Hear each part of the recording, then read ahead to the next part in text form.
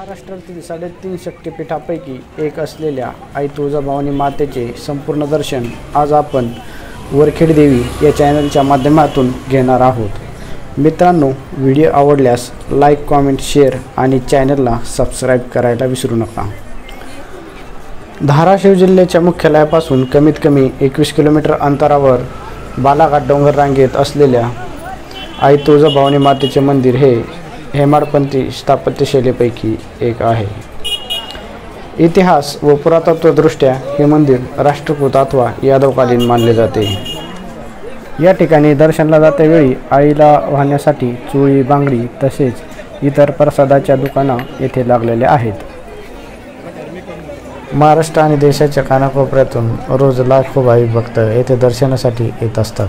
आपल्या जवळचे बॅग आणि इतर सामान कुठे ठेवायचे यासाठी समोर दिसत असलेल्या ठिकाणी लॉकरची सुविधा उपलब्ध करून देण्यात आलेली आहे। या ठिकाणी तुम्हाला पैसे भरून बॅग वगैरे ठेवता येतील आणि तुम्हाला जर फ्रीमध्ये बॅग आणि इतर वस्तू ठेवायची असेल तर या ठिकाणी डाव्या साईडला लॉकरची सुविधा उपलब्ध करून देण्यात आलेली आहे।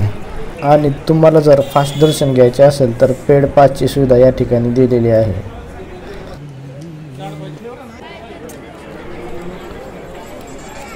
मित्रांनो, मंदिरामध्ये प्रवेश करण्यासाठी 2 मोठे प्रवेशद्वार आहेत। आपण ज्या प्रवेशद्वारातून जात आहोत ते म्हणजे राजेशहाजी प्रवेशद्वार आणि दुसऱ्या दरवाजाला राजमाता जिजाऊ महाद्वार असे नाव आहे। प्रवेशद्वारामधून काही पायऱ्या उतरताच तुम्हाला समोर एक कुंड दिसेल। ते कुंड म्हणजे श्री कल्लोळ तीर्थ। या ठिकाणी दर्शनासाठी आलेले भाविक या तीर्थामध्ये आंघोळ करतात किंवा काही आपल्या सोयीनुसार हातपाय देखील धुतात। चला तर मग पाहूया श्री कल्लोळ तीर्थ।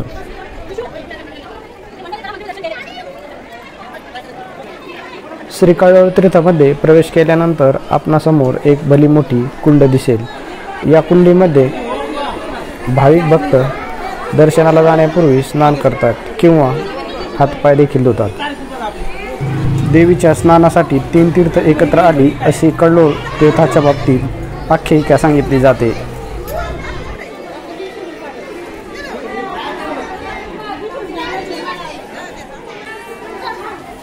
तर या ठिकाणी कुंडेच्या डाव्या साईडला आई तुळजाभवानी मातेची एक छोटीशी प्रतिकृती स्थापन करण्यात आलेली आहे। तर तुम्ही येथे पाहू शकता भिंतीला पडदे लावलेल्या ठिकाणी भाविक भक्तांसाठी कपडे बदलण्याची सोय करण्यात आलेली आहे। कल्लोळ तीर्थ येथून स्नान करून बाहेर आल्यानंतर आपल्या डाव्या हाताला एक पायऱ्या उतरून खाली जाण्यासाठी एक रस्ता केलेला आहे। या ठिकाणी तुमच्यासमोर एक छोटे मंदिर दिसेल, हे म्हणजे श्री दत्त मंदिर। आणि अजून एक छोटे मंदिर दिसेल ते म्हणजे गोमुख तीर्थ। या ठिकाणी गोमातेच्या मुखातून अहोरात्र म्हणजेच रात्र आणि दिवस पाण्याची संततधार चालू असते। तर मित्रांनो, आपण गोमुख तीर्थासाठी जाणार आहोत।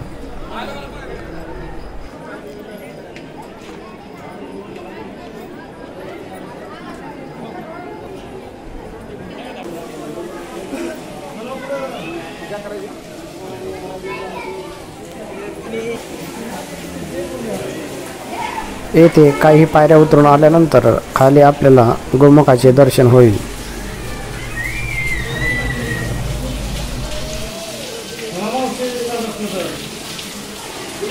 येथे नीट निरीक्षण केले असता गायीच्या पायामधोमध एक वासरू दूध पीत असल्याचे दिसून येते आणि या ठिकाणी तुम्हाला महादेवाची पिंड देखील पाहायला मिळेल। तसेच गायीच्या दोन्ही पायामधोमध एक गणपतीची मूर्ती पाहायला आपल्याला मिळेल। या ठिकाणी भाविक भक्त मोठ्या श्रद्धेने स्नान करून मगच श्री भवानी देवीच्या दर्शनासाठी जातात। गोमुख तीर्थ घेऊन वरती आल्यानंतर आपल्याला समोरच एक छोटं मंदिर दिसेल। हे मंदिर म्हणजे दत्त मंदिर।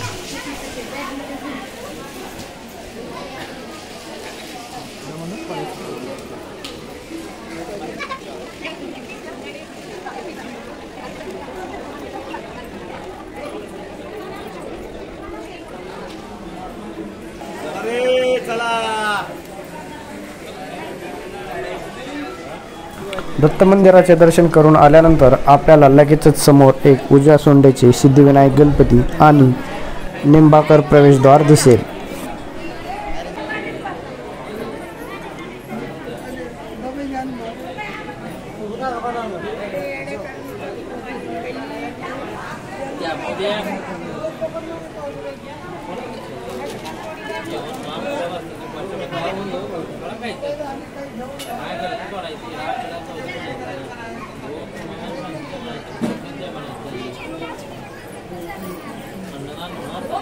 तर मित्रांनो, या ठिकाणी आपण श्री सिद्धिविनायक गणपतीचे दर्शन घेऊन निंबाळकर प्रवेशद्वार ओलांडून मंदिर गाभाऱ्यामध्ये प्रवेश करणार आहोत.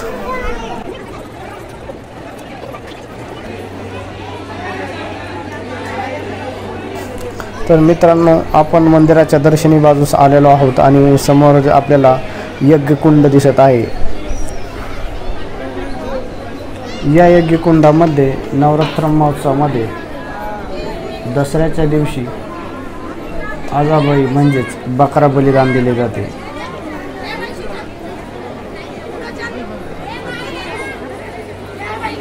यज्ञ मंडपाच्या डाव्या बाजूस दर्शन मंडप उभारण्यात आलेले आहे. ही 5 मजली इमारत असून यामध्ये धर्मदर्शन व मुखदर्शन असे 2 भाग करण्यात आलेले आहेत. तर आपण आता दर्शन रांगेकडे जात आहोत.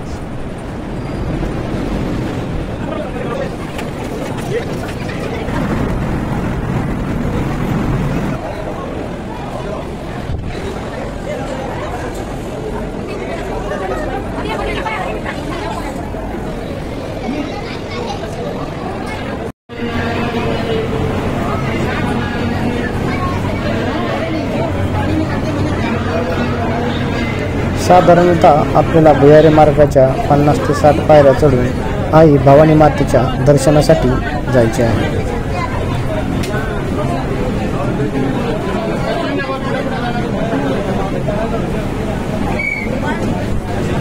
तर मित्रांनो, या ठिकाणी दर्शनाचे 2 प्रकार आहेत. एक म्हणजे मुखदर्शन, जे की तुम्ही मातेच्या मूळ ठिकाणापासून 30 फूट अंतरावरून घेऊ शकता. या दर्शनासाठी मोजकाच वेळ लागतो. तर दुसरे दर्शन म्हणजेच धर्मदर्शन, जे की तुम्ही गर्भगृहाच्या आत जाऊन कमीत कमी 5 ते 6 फूट अंतरावरून आई तुळजाभवानी मातेचे दर्शन घेऊ शकता. तर मित्रांनो, आपण धर्मदर्शनासाठी जात आहोत. इतर मंदिरामध्ये तुम्ही ब्राह्मण पुजारी पाहिले असतील, परंतु या ठिकाणी तुम्हाला मराठा पाळीकर भोपी कुळातील पुजारी पाहायस मिळतील. हे सर्व पुजारी वंश परंपरागत पुजारी आहेत. मंदिरामध्ये कॅमेऱ्याची परमिशन नसल्यामुळे आपण येथे आजच्या दिवशीचा रेकॉर्डेड व्हिडिओ दाखवत आहोत. मित्रांनो, आई तुळजाभवानी मातेची मूळ मूर्ती ही काळ्या तेजुशी पाषाणाची असून 3 फूट उंचीची आहे. तसेच स्वयंभू मूर्ती आहे. मूर्ती अष्टभुजा असून देवीच्या 8ही हातामध्ये विविध अस्त्र शस्त्रे धारण केलेले आहेत. तर मित्रांनो, आपण या ठिकाणी मंदिराच्या बाहेर बाजूस आलेलो आहोत आणि समोर आपल्याला छोटी छोटी 3 मंदिरे दिसत आहेत. यातील एक समोरचे मंदिर म्हणजेच यमाई देवी मंदिर. तर यमाई मातेचे दर्शन आपण येथे घेणार आहोत.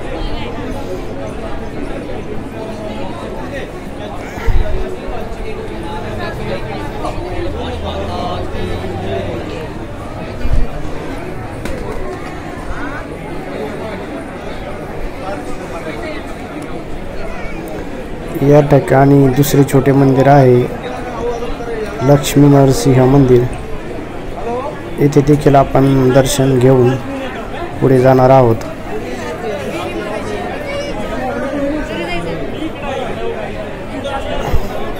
पुढील छोटे मंदिर आहे.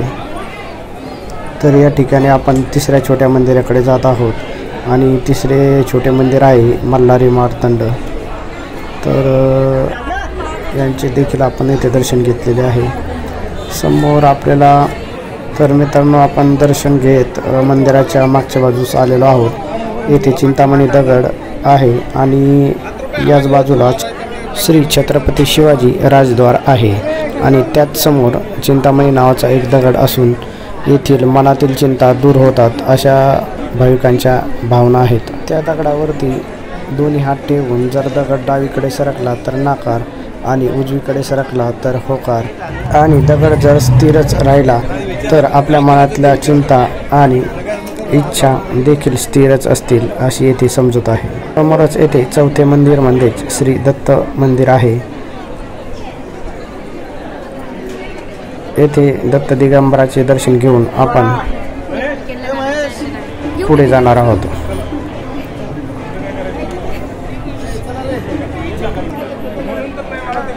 तर समोरून जे भाविकांची वरतून जाणारी जी रांग दिसत आहे ती म्हणजे पेड रांग। या ठिकाणी भाविक पैसे देऊन दर्शनासाठी जात आहेत।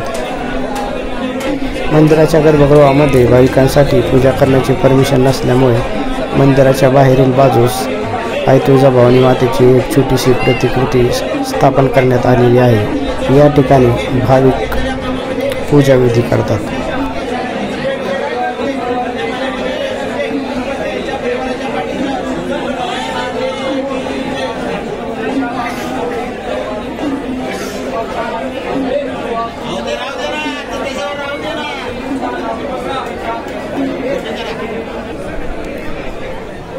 या ठिकाणी मंदिर परिसरामध्ये दोन मोठे दुकान लावण्यात आलेले आहे, जे की देवीला नेसवलेले वस्त्र येथे आपल्याला काही माफक दरामध्ये भेटतात।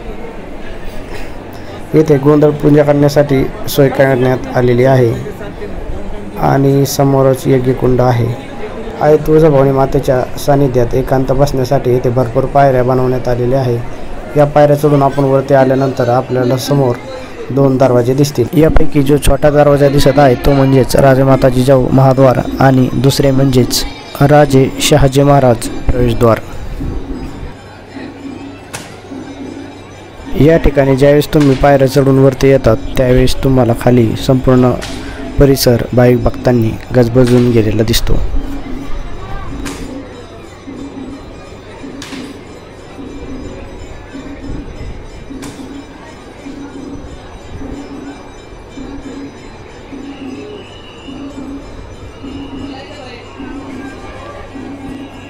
या ठिकाणी मी आपल्याकरिता माझा चेहरा दाखवण्याचा प्रयत्न करत आहे।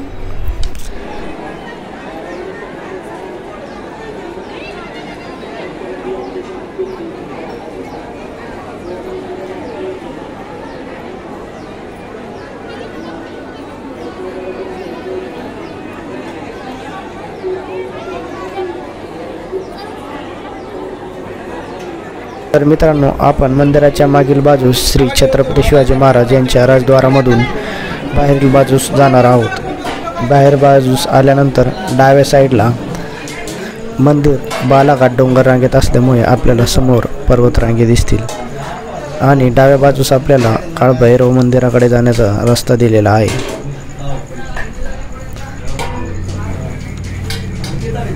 तर आपण या रस्त्याने काळभैरव मंदिराकडे जाणार आहोत।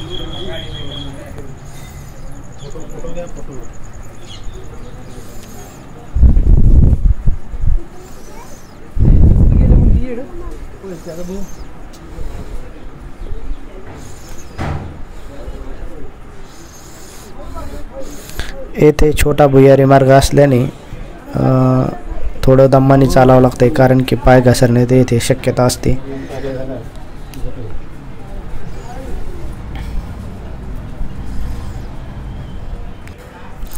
भुयारातून बाहेर आल्यानंतर आपल्याला समोर खाली जायचे आहे।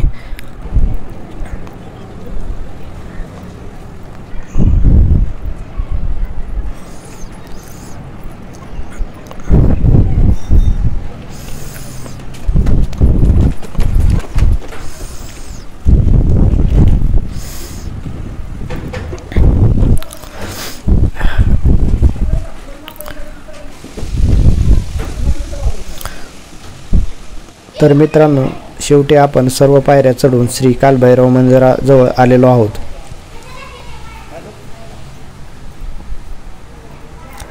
आणि काही क्षणातच आपले येथे दर्शन होणार आहेत। आई तुळजाभवानी मातेच्या मंदिरात काळभैरव देवीचा अग्नीचा बेंडोळी उत्सव मोठ्या उत्साहाने साजरा केला जातो। काळभैरवसह इतर 7 भैरव हे कुलस्वामिनी आई तुळजाभवानीचे भाऊ आहेत. बेंडोळी उत्सव हा एका लांब लाकडी दांडक्याला केळी, चिंच, आंबा आणि इतर वृक्षाचे पाने गुंडाळून या लाकडाच्या मधोमध तेलात बुडवलेले कापड लावले जाते. त्याला पेटून लाकडाच्या दोन्ही बाजू खांद्यावर घेऊन बेंडोळीची मिरवणूक काळभैरव मंदिरापासून आई तुळजाभवानी मंदिरापर्यंत काढण्यात येते. आणि हे पेटवलेले लाकूड दोन्ही बाजूला धरत आई तुळजाभवानी मातेचे तरुण पुजारी मंदिराच्या गाभाऱ्यापर्यंत यास घेऊन जातात व आईचे दर्शन घेतात.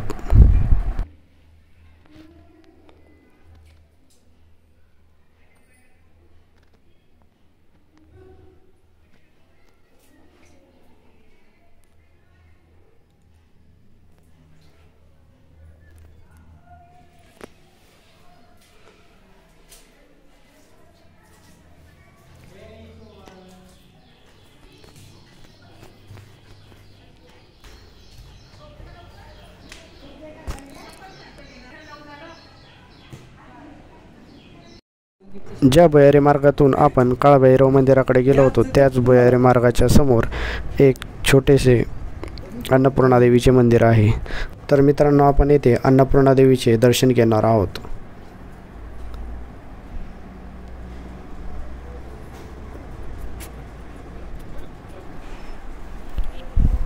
सेम आई तुळजाभवानी मातेची प्रतिकृती असलेली अन्नपूर्णा मातेची ही मूर्ती. या ठिकाणी देखील आई तुळजाभवानी मातेची एक छोटीशी प्रतिकृती स्थापन करण्यात आलेली आहे.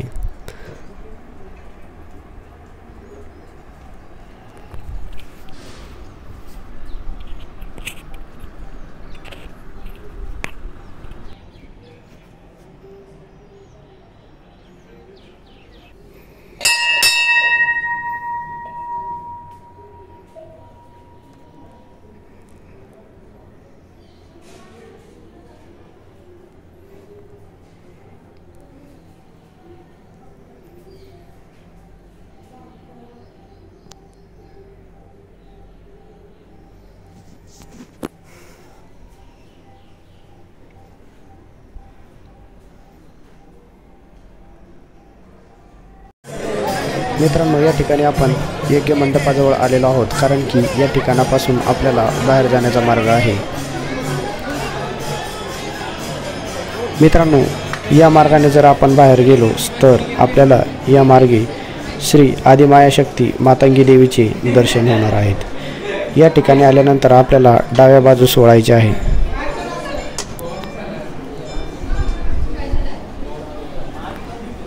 समोरच आपल्याला आदिमायाशक्ती मातंगी देवीचे मंदिर दिसेल.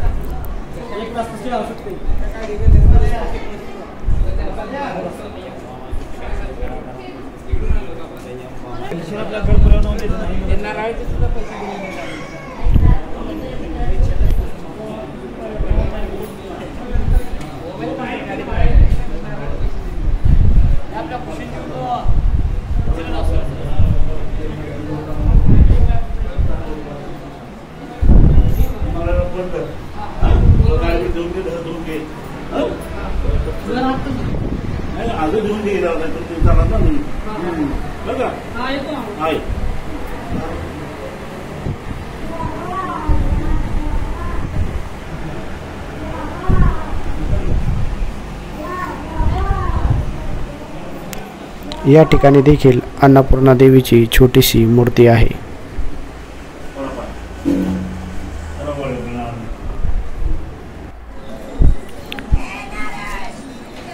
मंदिरातून दर्शन घेऊन बाहेर आल्यानंतर समोर आपल्याला परड्या ठेवलेल्या दिसतील. तुळजापूर येथे कवड्याच्या माळा खूप प्रमाणात तयार केल्या जातात. कवडी हा आयुर्वेदिक वनस्पतीचा एक प्रकार आहे. छत्रपती शिवाजी महाराज यांना कवड्याची माळ प्राणप्रिय होती. ती सतत धारण करून ते मोहिमेवर जात असे. ॲडव्होकेट गणेश हिंगमिरे यांनी आंतरराष्ट्रीय पेटंट विषयातील तज्ज्ञ आहेत. यांनी नुकतीच कवड्याची माळ हे तुळजापूरचे भौगोलिक मानांकन मिळवून दिले.